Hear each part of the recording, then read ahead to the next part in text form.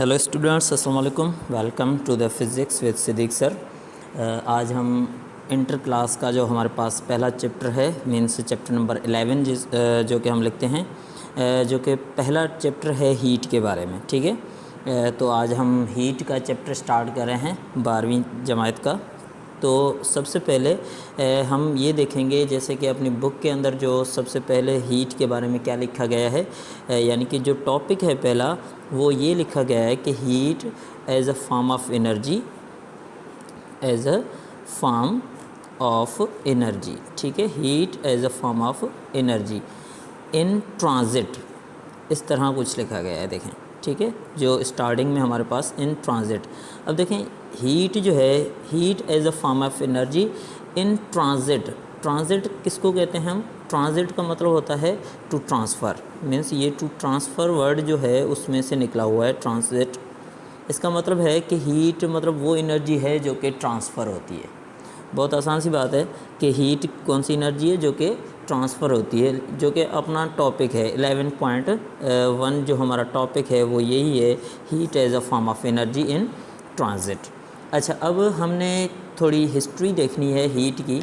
ठीक है, थोड़ी बहुत हिस्ट्री की तरफ अगर थोड़ा हम देखते हैं तो हिस्ट्री जो है हीट की वो किस तरह है। तो इसमें ये मैं आपको बता दूं कि 18वीं सदी के शुरू में, ठीक है, इन द स्टार्ट ऑफ, ये आप जो है वो नोट कर लें, स्टार्ट ऑफ 18th सेंचुरी, 18वीं सदी के शुरू में जो हीट का कंसेप्ट था वो ये था। 18वीं सदी के स्टार्टिंग में जो हीट का कंसेप्ट था वो ये था कि हीट जो है वो क्या है, हीट एक फ्लूइड है। ये माना जाता था कि हीट जो है वो एक फ्लूइड है जो कि वेटलेस है, मतलब उसका कोई वेट नहीं है, और उसके साथ ये इनविजिबल भी है, यानी कि इसको हम देख भी नहीं सकते। इनविजिबल है, वेटलेस है, और उसके साथ हम यूँ भी कहते हैं कि इनडिस्ट्रक्टेबल है। ठीक है, तो ये वर्ड्स जो है, ये वर्ड्स किस चीज़ को डिफ़ाइन करते हैं, इनसे हमें जो है वो क्या कंसेप्ट मिलता है उसको हमने देखना है। कि पहले जो माना जाता था, कब?